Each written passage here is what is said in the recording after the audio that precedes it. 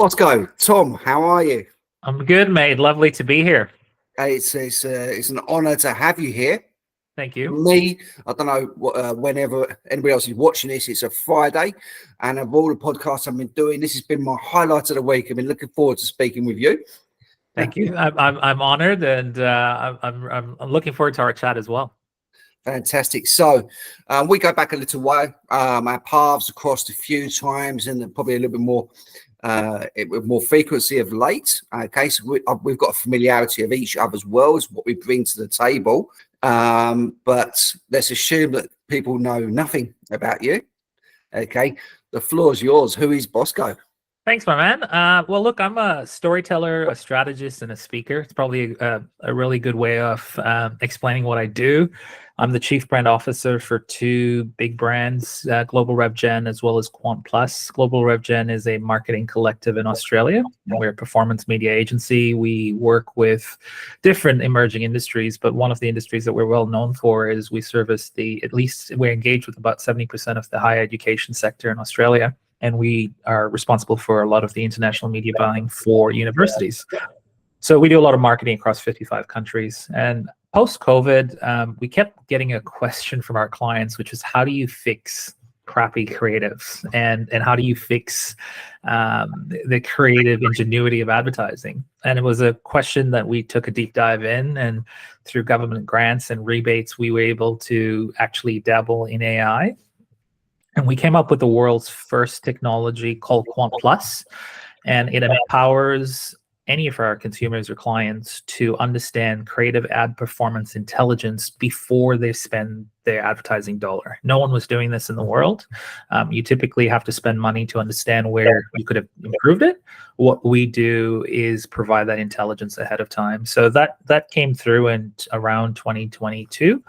And my responsibility has been to grow the Quant Plus brand across the world, and we're having some really amazing conversations and commercially made this product viable. And it's been in market now for a few years. And my role requires a lot of speaking, a lot of storytelling, and really bringing the brands to life. And so I've spent a lot of time on stage, speaking at industry events, speaking at association events around the world, and really, it's really exciting for me to live out my purpose in life, which is trying to empower the brands I work with and try to leave them better than I found them.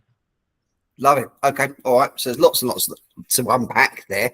What I find quite interesting, so if we were to summarize what you're quite excited about with your world first, okay, what you've essentially you've created something which is the golden goose of business, which is the crystal ball. Okay, so let's have a little look at this. If I can predict this, then I can circumnavigate that to the benefit of business and everyone associated with it. Okay, but that spun off of a moment which everyone wished they had a crystal ball for, which was COVID. No one predicted. So you had the Exhibit A and Exhibit B birth from that. I think there's a sense of irony in there somewhere. Absolutely. I mean, look, I think a lot of businesses went in a different direction. Digital advertising is about to be about $800 million in revenue, or I think it's 800 billion, in revenue. And I think COVID really changed how we looked at employment, looked at commerce, looked at how we do business.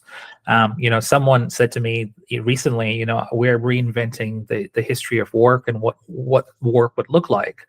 And having done a TED Talk recently, I'm looking to do another one and speak for TED again. And one of my research is on the future of work. I get asked this question quite a bit, is what does the future of work look like? And I feel like we need to rethink and revisit that, because the last time someone looked at when the 9-to-5 job was created and the concept of an 8 or 10-hour workday, it takes you back to the 1800 era when they were building manufacturing of cars. That's the concept. So I want you to think about this, right? All it took was an international crisis for us to go, yeah, we'll work from home. Yeah, we'll do things digitally. We'll start working, digitally and embrace it. But the ability to use Zoom and work from home, that concept has been there for years. But it took an international crisis for us to go, yeah, we'll reinvent the way we work, right? So I feel like the world was going in one direction, and the founders of Quant decided to go in a different direction, where a lot of people were asking, how can we get our clients to spend more money? We went into a different direction that said, how can you save money? And, there's an old saying in marketing that says half of my advertising dollars is wasted. The problem is I don't know which half.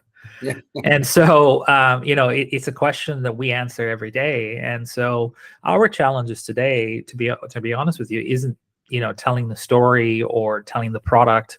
We are breaking the norms. A lot of people fear AI. A lot of people are worried that AI is taking jobs. We embrace AI. We work with AI, and, we've had 2 of our highest revenue earning years because we've basically understood how to work with it. So I think, at the end of the day, I think you have to, there's a lot of conversations here to unpackage, but the biggest one, I think, is embracing fear. Yes, so embracing fear, embracing change. Change gives you 2 options. It's whether it's like a challenge. You can either look at it and it's negative, as at first at surface level it may look like, or you can re-engineer that into an opportunity. But people don't like the unfamiliar, they don't like the uncertainty, they don't know when something bad is not going to end, and so forth. But it's a personal choice, it's a business choice, a DNA of how you look at that and how you play around with it, for sure. And you're quite right with the world of work.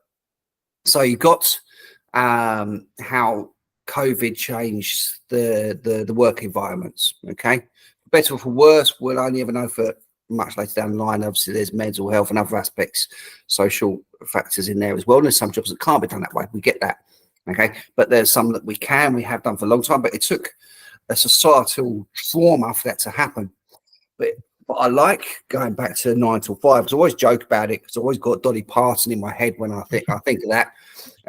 Sort of feeling like you're dating yourself now.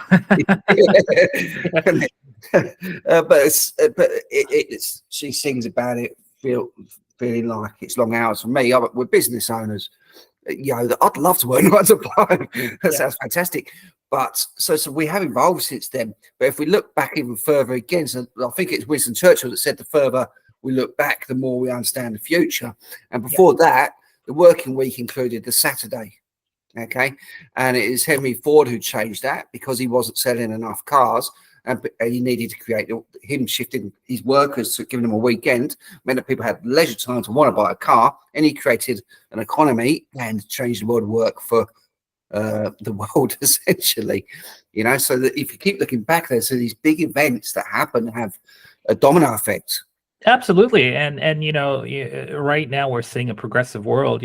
Countries in the Middle East, countries in Europe are already dabbling in 3-day weekends and changing the norm of what work looks like. The other part of this as well is no one's talking about Generation Alpha and what they're about to do. So, the Generation Alpha is the next generation, and they're hustlers, they're entrepreneurs, they do not settle for the norm. We have young kids today, or youth today, that have side hustles and want to work where they feel less restrictive, and the confines of a full-time role isn't what it looks like today. And so, when we think about, leaders of today, we have to start preparing for that, because that's already hitting our doorstep.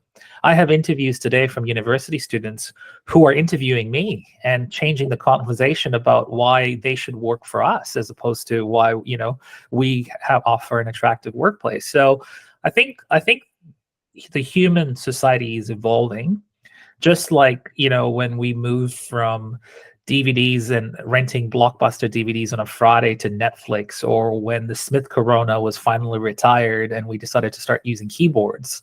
We're moving into a Jetson era. We're speaking into phones on walkie-talkie. We have now computers on our head, it's called spatial computing and immersive reality. We have Ray-Bans that deliver audio engineering. We have a whole new world of machine learning. And so I think we have to look at the human arrogance and say to ourselves, what can we do to better ourselves in the future? And you can look into the past, and absolutely, traces of the past can definitely lead to evolution and success. But it's about changing the questions, because there's an old saying that says, just when you think you know the questions, the answers change. Yeah, that's very true. And yeah, I agree with that. And you mentioned there, which I found quite interesting, is the reversal of university students interviewing you, and the power dynamic essentially changing temporarily. What that may be indicative of where things are going, but it's definitely indicative of the current lay of the land.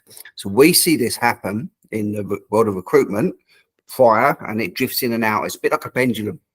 Okay, and it's a supply demand pendulum. So when candidates are short supply, they interview you. When when jobs are in short supply, you're interviewing them. You know, Absolutely. so there's other variables that go in place there, Yeah. and there's a sense of entitlement with it as well, which shifts one way or the other. 100%, and I think the Economic Times is really a good indicator of that. So in 2008, I was in Canada. I was born in Tanzania, spent 18 years in Vancouver, Canada. And at that time, I just started my agency, and it was when the American recession had hit, and there was a massive shift in the economy. There was job scarcity. It was a good time to start a business. Some of the most wonderful creations came out of that particular time. You had the Airbnb's concept, and you had the Uber concept, and all these other concepts that came through. And that's because there was a scarcity, and I think what COVID did was it changed the shift for a while, and it changed the market a little bit, and it created this tidal wave of a different demand. And it'll be interesting to see where we go next, because economic crisis can hit us anytime. As it's a speculative market, but I also am excited to see what the next generation does, because the things that we're seeing today, we get to work with brilliant minds. We work with data scientists, we work with young minds, and they look at the world very differently, and they want to create change, and they want to change the norm. So it gives me hope, and it leaves me hopeful, because I feel like having spent a lot of time in the education sector these last few years, I'm really excited about the promise of tomorrow. Yeah. Okay. All right. I like your excitement for the tomorrow. I think you can also manifest who you attract on the basis of how you think yourself.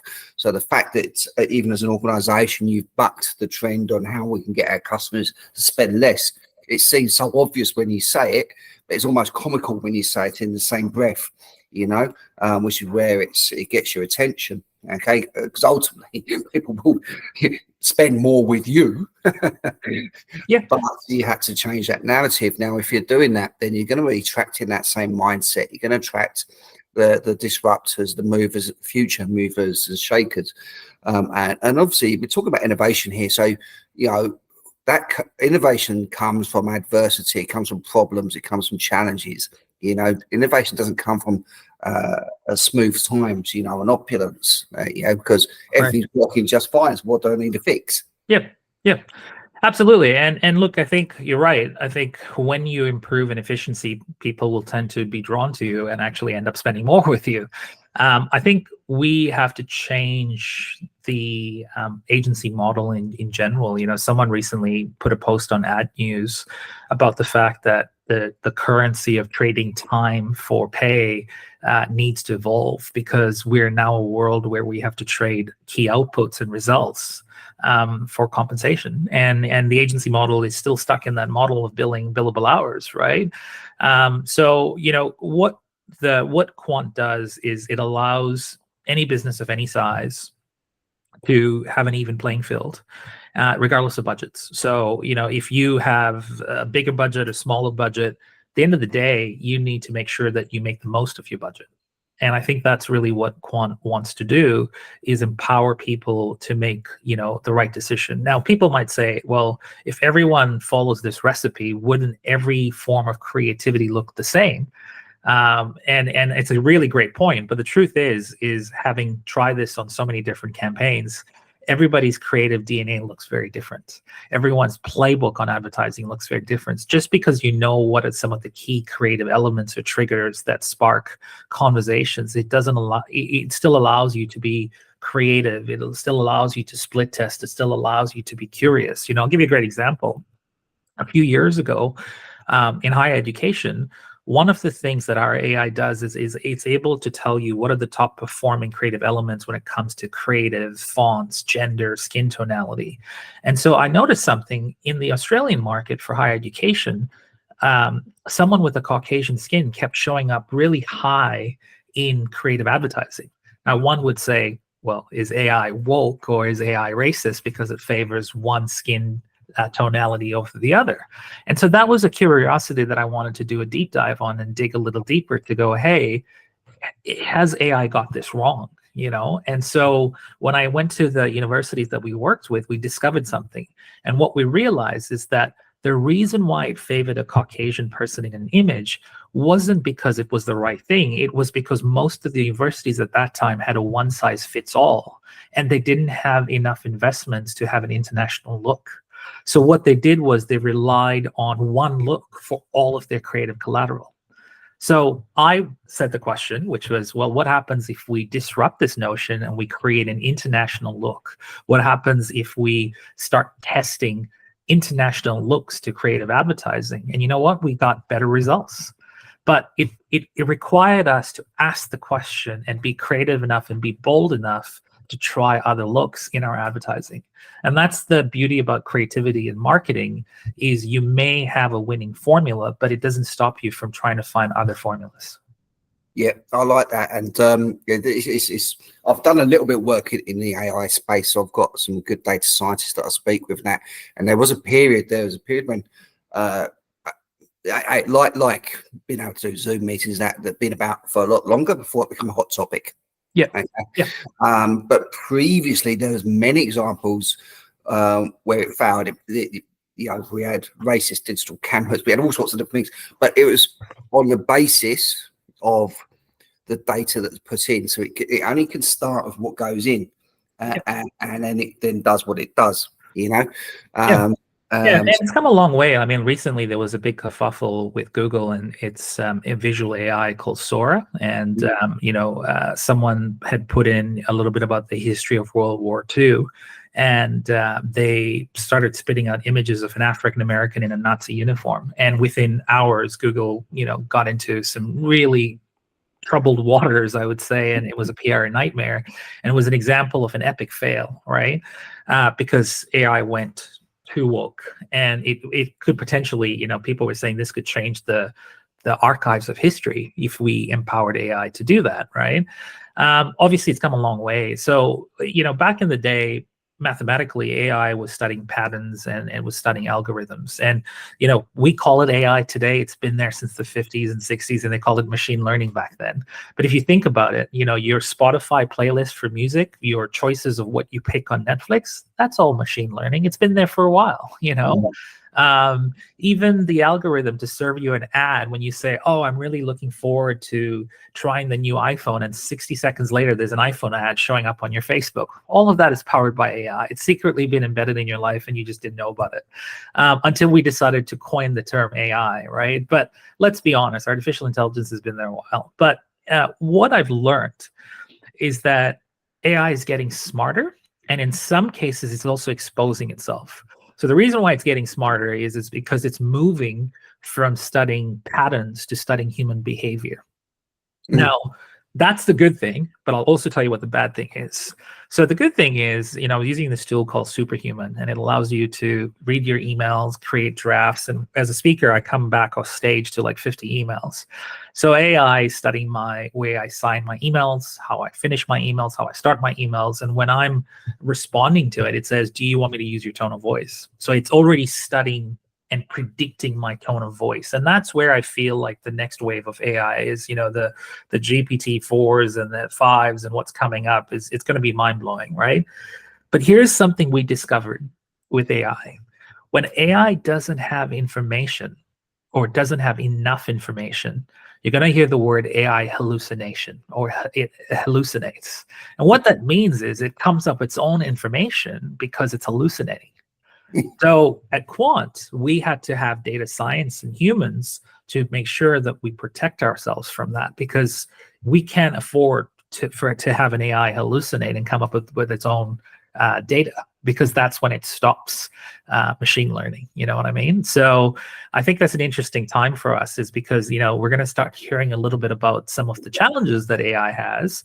But, you know, like anything else in technology, things evolve, things improve. And I think that the next 5-10 years ahead of us is going to change really everything we do, and how we do it.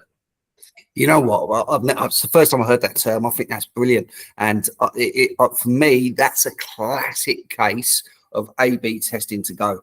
So we leave one hallucinating and we leave one with Yeah. filling the gaps, and let's see where it goes. Yeah.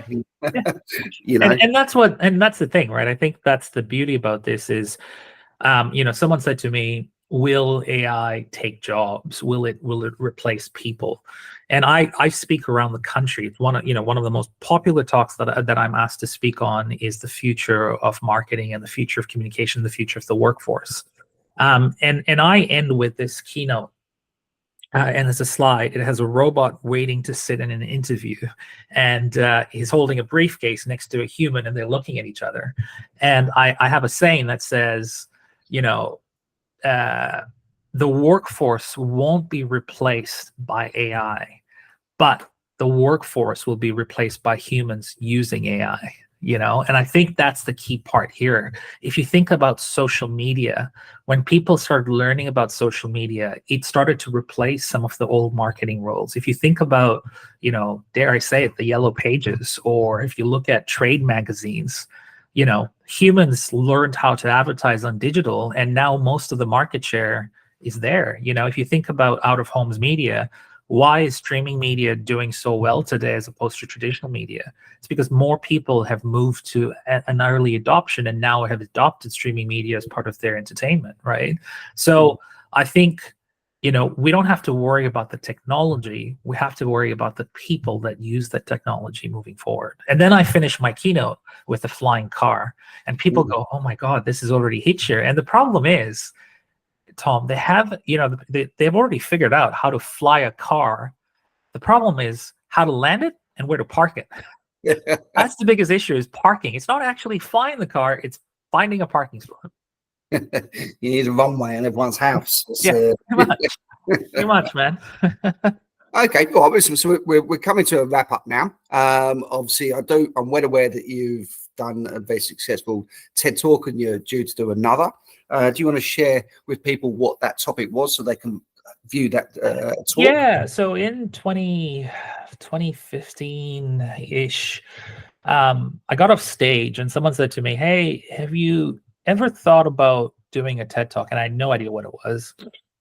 And I said, no, I've never heard of this before. And so I Googled it at that point and, you know, discovered what it was. And I was like, oh, this is cool. And then the second week I had someone, you know, at another conference say to me, have you ever thought about writing a book?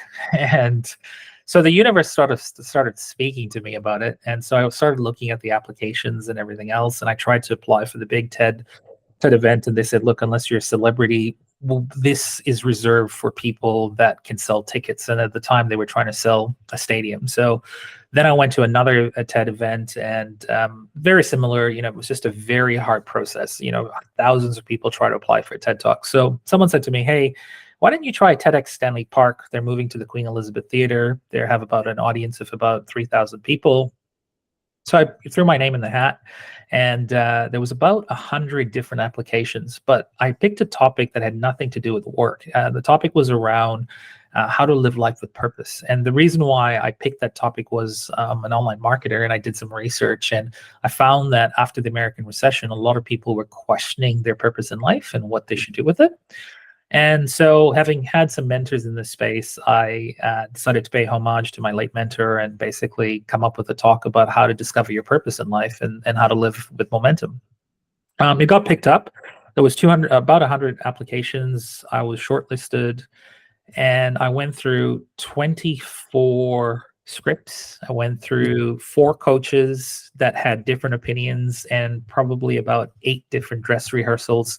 Probably spent about 360 hours preparing for this. Now, for anyone who's never done a TED Talk, it's a little red dot, and you have about 15 to 18 minutes, and there's no script. You're literally on a spotlight. And I've done talks, you know, that are hours. I've done 6-hour workshops. At this point, I'd already done about 400 events. And while I could speak with props and PowerPoints, I had to memorize my script, and I had nothing to support my talk. It was just me on stage. So it changed me. I would say that it was probably the most rewarding thing I've done in my professional career. It's allowed me to become a better negotiator, a better presenter. I've gone on to speak to 1,000. In total, I've done over 1,000 events. It's led to me coming to Australia. It's allowed me to speak around the world. Doing a TEDx talk is like winning an Oscar. It just gets you recognized. The problem is now there's a lot more TED's chapters, and there's a lot more people, for better or worse, that have learned to commercialize it. But at the time, I had come in at a very hard time to get a TED talk. I was fortunate enough to get a standing ovation, and it's really changed my life, I would say, for the better. I would say, there's moments in your life that sort of are some of your defining moments. I've had a few. Coming to Canada and coming to Australia was one of them. Speaking for TEDx was a great one for me. And now working with AI has been a game changer, because, without Quant, I work in the performance media space like any other agency out there. But our competitive value proposition is that we work with AI to empower data-driven decision-making today. So they come some defining moments in life, and you've got to sort of grab it or take it, and grab it by both the horns, I guess. And I would say this was one of those moments. Love it. Okay, good. So hopefully we'll see a nice spike in people watching your TED talk and giving you some feedback, and then in the next one. Look, I've had over 1 million views on YouTube. It's great. I've had some funny comments. I've had some critique. I've had some positive feedback. It was many years ago. It was in 2016 when I did the talk. But the cool thing about TED is that you get to see people watching it from different parts of the world. I've had comments from Siberia. I've had comments from Mongolia. I've had comments in Uganda. It's amazing. And it's allowed me to connect with a lot more people from around the world. And that probably reinforces one of your first points in this conversation of how the world's changed, and that connectability, and how people can still relate from entirely different cultures to something that you've done. Yeah. Okay. All right. So to wrap this up, what you've said has resonated with someone somewhere, Uganda, Siberia, for example. What would be the best way for them to find you, contact you? Yeah, look, the good news about today's world is that stalking someone on social media is okay these days, I guess. I'm on LinkedIn. My profile is under Bosco Anthony. I've got all the social platforms under that same name. So if you just type in Bosco Anthony, it's pretty easy to find me. At the end of the day, I think I'm just looking for people who are similar-minded, kindred spirits, and more importantly, really are curious about the future. I think those are the best conversations that I've been having lately. Yeah, love it. Okay, I'm sure there'll be an influx. And once again, thank you very much for your time. Appreciate it, Tom. Thank you for watching this episode. I hope that you did enjoy it, had lots of takeaways from it. As before, please subscribe below so you can keep on top of any new releases we have. And also, if you would like to have your story told, just reach out with me and I'd love to give you that platform. My best email address is tom@purplepatchconsulting.com. Thank you.